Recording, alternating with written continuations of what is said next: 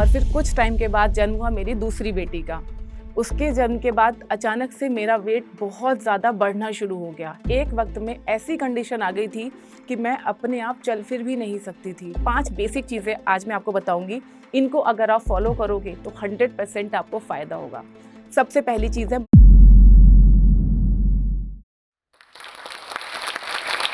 अब से 7 साल पहले मैं एक हाउसवाइफ थी जिसका वजन काफ़ी ज़्यादा बढ़ा हुआ था। स्लिप डिस्क होने की वजह से, घुटनों में दर्द होने की वजह से एक वक्त में ऐसी कंडीशन आ गई थी कि मैं अपने आप चल फिर भी नहीं सकती थी। डॉक्टर ने सलाह दी कि आपको मैक्सिमम बेड पे ही रहना पड़ेगा। मेरा नाम अभिलाषा है। मैं उत्तर प्रदेश के जिला बिजनौर के एक छोटे से कस्बे धामपुर की रहने वाली हूँ। शादी के 1 साल के बाद मेरी बेटी का जन्म हुआ और फिर कुछ टाइम के बाद जन्म हुआ मेरी दूसरी बेटी का। उसके जन्म के बाद अचानक से मेरा वेट बहुत ज़्यादा बढ़ना शुरू हो गया। हेल्थ इश्यूज़ होने शुरू हो गए क्योंकि जो मेरी सेकंड प्रेगनेंसी थी वो काफ़ी कॉम्प्लिकेटेड थी। और इस प्रेगनेंसी में जो कुछ वेट गेन हुआ, कुछ प्रेगनेंसी के बाद अचानक से वेट गेन होना शुरू हो गया। समझ में ही नहीं आया ये हो क्यों रहा है, और स्टार्टिंग में तो उतना ज़्यादा ध्यान भी नहीं दिया।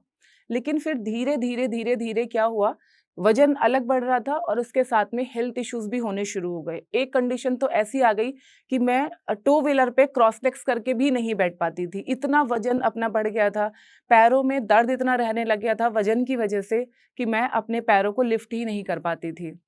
दौड़ना या तेज़ चलना तो छोड़ो, नॉर्मल चलने के लिए भी मुझे बड़ा सोचना पड़ता था। उठने से पहले मुझे ऐसा लगता था कि दोबारा से बैठूँगी, फिर उठूँगी, फिर पूरे शरीर में दर्द होगा।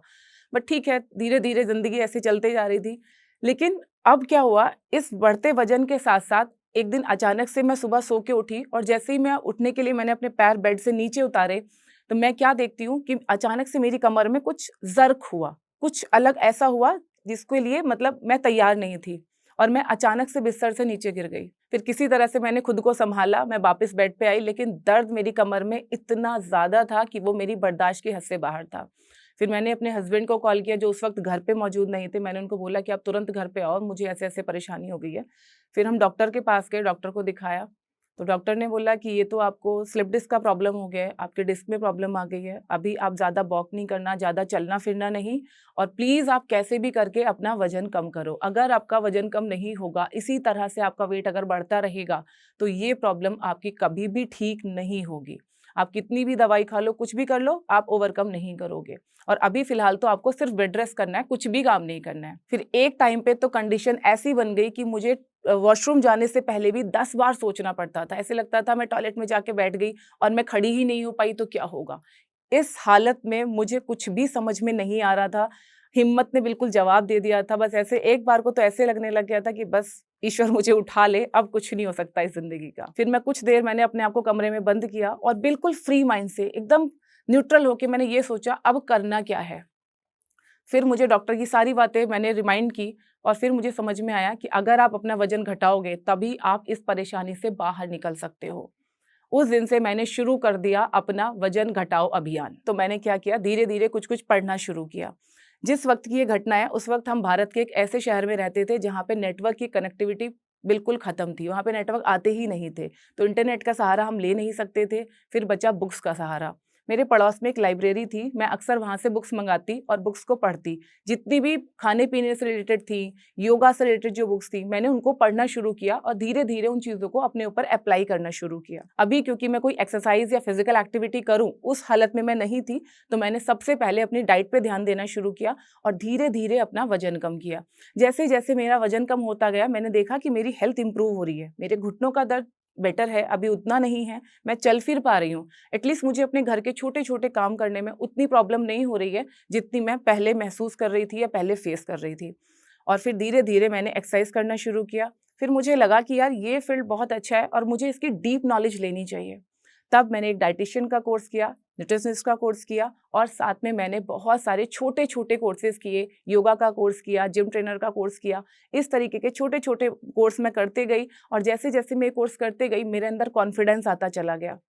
और मेरी हेल्थ कंप्लीटली ठीक हो गई बिना किसी सर्जरी के, बिना किसी दवाई के, बिना कोई मेडिकेशन या कुछ भी ऐसा लिए कि हाँ, इसको लेने से मैं ठीक हो गई। नहीं, मैंने अपना पूरे का पूरा लाइफ़स्टाइल चेंज कर दिया। अपना उठना, बैठना, सोना, जागना, खाना-पीना हर चीज़ को मैं बहुत ही पर्टिकुलरली करने लग गई। अब क्योंकि मेरे बच्चे भी स्कूल जाने लग गए थे, तो अभी मैं बिल्कुल एकदम फ्री थी कि मैं अपने ऊपर ध्यान दे सकती हूँ और जो भी मैं चाहूँ वो पढ़ सकती हूँ। अब जब मेरा वज़न कम हो गया, मेरे हेल्थ इश्यूज़ रिज़ॉल्व हो गए, तो जो मेरे आस-पास में लोग थे जिन्होंने मुझे हेवी वेट देखा था या बेडरिडन देखा था, अब वो लोग मुझसे आके पूछते थे कि भई आपने ऐसा क्या किया? कैसे आपका वज़न कम हो गया? हमें भी बताओ। अभी किसी को आप बताने चलो ना तो सब लोग आगे से बोलने लग जाते हैं कि हाँ, हाँ, ये तो हमने भी कर लिया, हम भी गर्म पानी पीते हैं, हम भी ये खाते हैं, हम भी ये करते हैं। मतलब उन लोगों को प्रॉपर नॉलेज नहीं है, जो भी वो छोटा-छोटा उनको पता होता है, उसको वो अप्लाई करते रहते हैं। क्रैश डाइटिंग पे आ जाते हैं, सब कुछ खाना छोड़ देते हैं या एक्सरसाइज़ इतनी भयंकर करना शुरू कर देते हैं, साथ में डाइट का ध्यान नहीं रखते हैं। इस तरह की बहुत सारी छोटी-छोटी गलतियाँ मेरे आस-पास में बहुत सारे लोग कर रहे थे। कई लोगों को मैं समझा देती थी, उनको समझ में आ जाती थी। कई लोग समझना नहीं चाहते थे, तो मैं उनको जाने देती थी। फिर मैंने सोचा कि इस चीज़ को ना जो मैंने एक्सपीरियंस किया है, ये बहुत लोग मेरे आस-पास में एक्सपीरियंस कर रहे हैं। बहुत सारी लेडीज़ हैं जो कमर दर्द से परेशान हैं, घुटने के दर्द से परेशान हैं, ओवरवेट से परेशान हैं। तो कैसे मैं इनकी लाइफ़ को इम्प्रूव करूँ? ये सोच मेरे दिमाग में थी कि कैसे मैं ज़्यादा से ज़्यादा लोगों की हेल्प करूँ और इसी बीच में 2020 में आया कोरोना का टाइम। फिर मुझे लगा कि ये ना बेस्ट टाइम है अपनी हेल्थ पे ध्यान देने का क्योंकि जब अचानक से कुछ होता है ना तो आप बहुत ज़्यादा हिल जाते हो। आपका पूरा एक रूटीन गड़बड़ा जाता है। बजाय परेशान होने के मुझे लगा कि चलो कुछ और ट्राई करते हैं। फिर मैं एक दिन ऐसे बैठे-बैठे ऐसे यूट्यूब पे वीडियोज़ देख रही थी, तो वहाँ पे एक लेडी अपना एक्सपीरियंस बता रही थी खाने से रिलेटेड कि कैसे उन्होंने खाना बनाना सीखा, कैसे वो क्या-क्या गलतियाँ करती थी, क्या हुआ। उनकी वीडियो देखते-देखते अचानक मेरे दिमाग में आया कि ये तो मैं भी कर सकती हूँ। मेरा भी तो बहुत एक्सपीरियंस है अपनी हेल्थ को लेके। मैंने खुद चीज़ों को बिल्कुल क्लोज़ली देखा है कि क्या खाने से क्या फ़ायदा होता है, क्या नुकसान होता है, क्या गलतियाँ करते हैं, ये सब तो मुझे भी पता है। बस उसी दिन मैंने अपनी एक बहुत ही ख़ास दोस्त को फ़ोन लगाया। मैंने कहा, "यार, तू ना तुरंत घर आ जा, कुछ बात करनी है।" और मेरी वो ख़ास दोस्त तुरंत घर आई और उसने मुझे बोला, "हाँ, बता क्या करना है?" मैंने कहा, "ना वीडियो रिकॉर्ड करनी है।" उसने मुझसे एक बार भी नहीं पूछा, "क्यों करनी है, क्या करना है?" उसने कहा, "हाँ, ठीक है, चल करते हैं।" मेरे पास एक बहुत ही सिंपल सा फ़ोन था उस टाइम, उसके पास आईफ़ोन था। मैंने कहा, "तेरे पास आईफ़ोन है, तेरे आईफ़ोन से रिकॉर्ड करते हैं।" तो उसने भी बोला, "हाँ, ठीक है, करते हैं।" हम लोगों ने उस दिन पूरा दिन वीडियो रिकॉर्ड करी। अब हमें ये नहीं पता था कि इसमें एडिटिंग भी होती है या किस तरह से वीडियो अपलोड होती है, कुछ भी नहीं पता, बस वीडियो रिकॉर्ड करनी है। हम बार-बार एक ही वीडियो को रिकॉर्ड करे जा रहे थे क्योंकि हमें नहीं पता था कि वीडियो में कट्स भी लगते हैं, एडिटिंग भी होता है। सुबह से शाम तक हम दोनों फ्रेंड्स लगे रहे कि कैसे भी करके वीडियो बनाने हैं। फिर जब वो शाम हो गई, वो चले गई अपने घर। फिर मैंने फुर्सत से बैठ के सोचा कि यार ये वीडियो ऐसे बनाएँगे तो ऐसे कैसे बनेगी? एक ही फ्लो में बोलना, सारी चीज़ें एक ही बार में रिकॉर्ड करना, ये कैसे पॉसिबल है? फिर मैंने ध्यान से जो उस चीज़ को पढ़ा, समझा तो समझ में आया कि भई एडिटिंग होती है, आपको इस तरह से रिकॉर्ड करनी है, ऐसे एडिट करनी है, सब कुछ सीखा। 3 से 4 दिन लगे सीखने में और फिर नए सिरे से मैंने रिकॉर्ड करना स्टार्ट किया।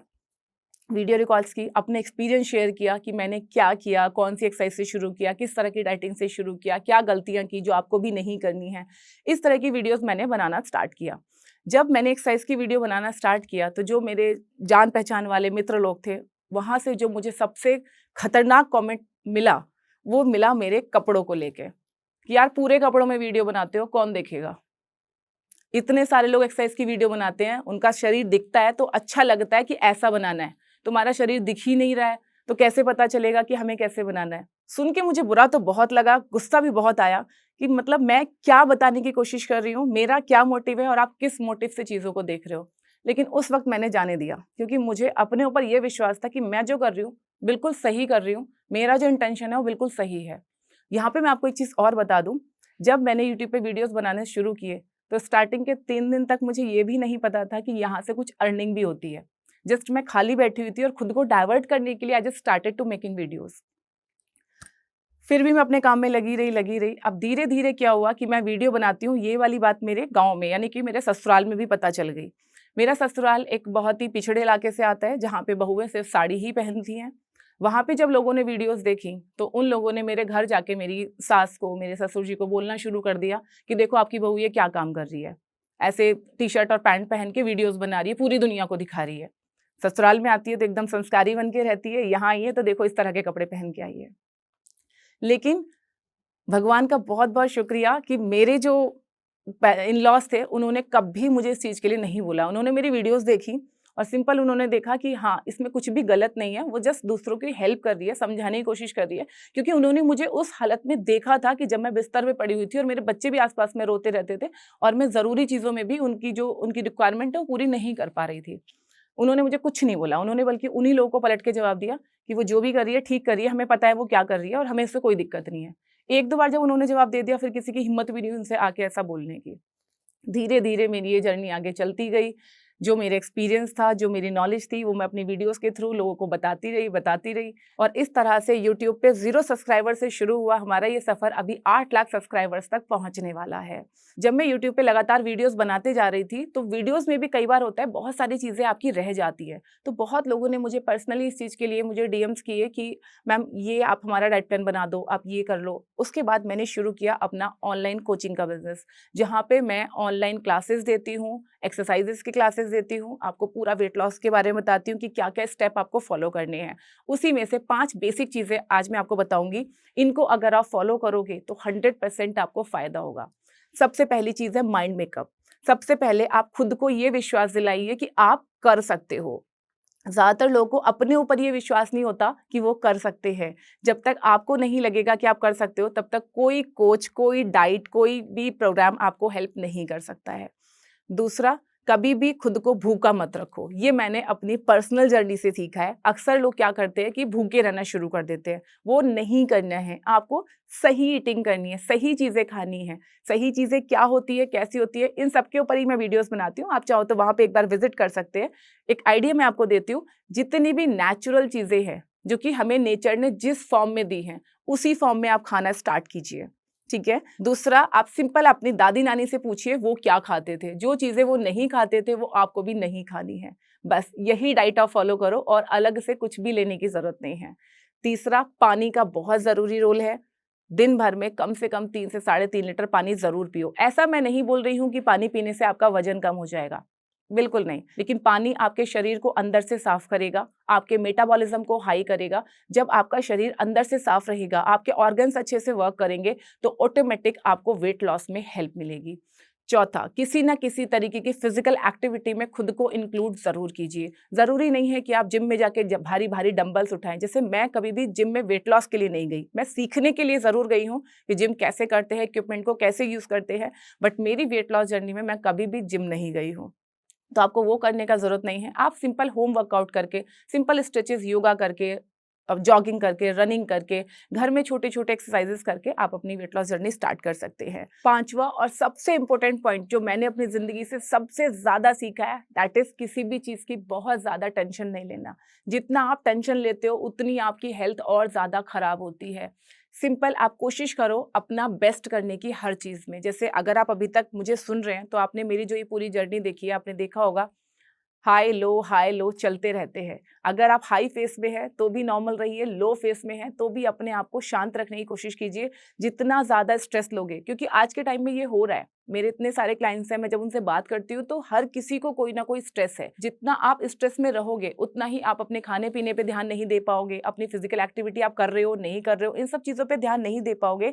स्टार्टिंग के जो 4 पॉइंट मैंने आपको बताए हैं, उन पे आप तभी ध्यान से दे सकते हो जब आप मेंटली स्टेबल होंगे। अगर आप मेंटली स्टेबल नहीं हो, बहुत स्ट्रेस में हो, टेंशन ले रहे हो, बिल्कुल भी आप चारों पॉइंट्स को फॉलो नहीं कर सकते। तो इन 5 पॉइंट्स को अगर आप फॉलो करेंगे तो डेफिनिटली आपको वेट लॉस में हेल्प मिलेगी और मेरी वेट लॉस जर्नी के भी यही 5 पिलर्स हैं। यही कुछ छोटे-छोटे से टिप्स एंड ट्रिक्स और मेरी ज़िंदगी का एक्सपीरियंस शेयर करते-करते मुझे नहीं पता था कि कब मेरे वीडियोज़ पे जो अभी 10, 20, 50 व्यूज़ आ रहे हैं, वो एक दिन अचानक से लाखों में आने लग जाएँगे। मेरी यूट्यूब की जर्नी में ये मेरे साथ एक बहुत ही मैजिकल तरीके से हुआ।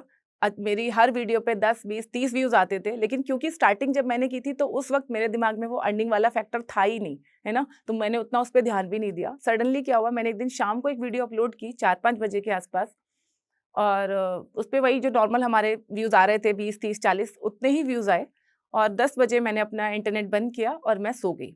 11 बजे के आस-पास मेरे भाई ने मुझे कॉल किया कि चल उठ जल्दी से और अपना चैनल चेक कर। मैंने कहा क्या हुआ? कह रहा अरे देख तो सही। मैंने जो वहाँ पे अपना चैनल खोला, उस वक़्त जब मैं रात को सोई थी 10 बजे तो मेरे चैनल पे करीब 200-250 के आस-पास कुछ सब्सक्राइबर्स थे।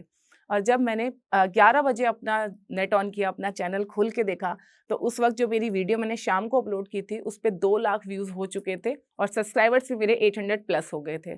मैं तो एकदम मतलब सरप्राइज़ हो गई कि यार ये कैसे? एक सिंपल छोटी-सी एक्सरसाइज़ की वीडियो थी जिसमें मैंने बहुत सिंपल-सिंपल सी एक्सरसाइज़ बताई थी कि आप ये घर में इस तरीके से ही सिंपल एक्सरसाइज़ करके खुद को फिट कर सकते हो। वो मेरे लिए एक बहुत ही मैजिकल मोमेंट था। अंदर से मतलब बहुत खुशी हुई कि चलो मेरे काम को एप्रिशिएट किया जा रहा है। जिस सोच के साथ मैंने शुरू किया था कि मैं लोगों को हेल्प कर पाऊँगी और शायद अपना एक करियर इसमें बिल्ड कर पाऊँगी, उसमें मुझे काफ़ी हेल्प हुई। जब मेरा यूट्यूब चैनल ग्रो होने लग गया, यहाँ से मुझे काफ़ी अच्छी अर्निंग होनी स्टार्ट हुई और इसी यूट्यूब को बेस को ध्यान में रखते हुए मैंने अपना हेल्थ कोचिंग का बिज़नेस स्टार्ट किया।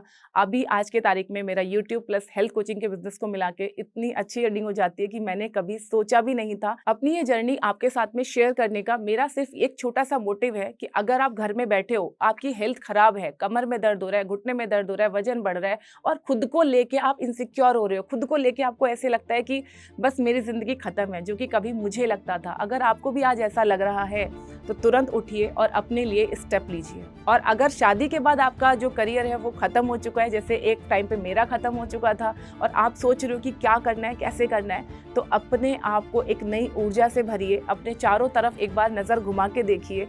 कुछ ना कुछ आपकी ज़िंदगी में ऐसा ज़रूर होगा जिसको आप एज़ अ करियर ऑप्ट कर सकते हो और उसमें आप अपना बेस्ट कर सकते हो। पूरे जोश के साथ, पूरे होश के साथ, पूरे इंटेलिजेंस के साथ आप कुछ स्टार्ट कीजिए। आपके लिए रास्ते खुलते चले जाएंगे और जो आपने सोचा भी नहीं होगा वो आप ज़रूर अचीव कर पाएंगे। और मैं जोश टॉक्स आशा को धन्यवाद देना चाहती हूँ कि उन्होंने मुझे ये प्लेटफॉर्म दिया अपनी जर्नी, अपने एक्सपीरियंस आप लोगों के साथ में शेयर करने के लिए। बहुत बहुत धन्यवाद।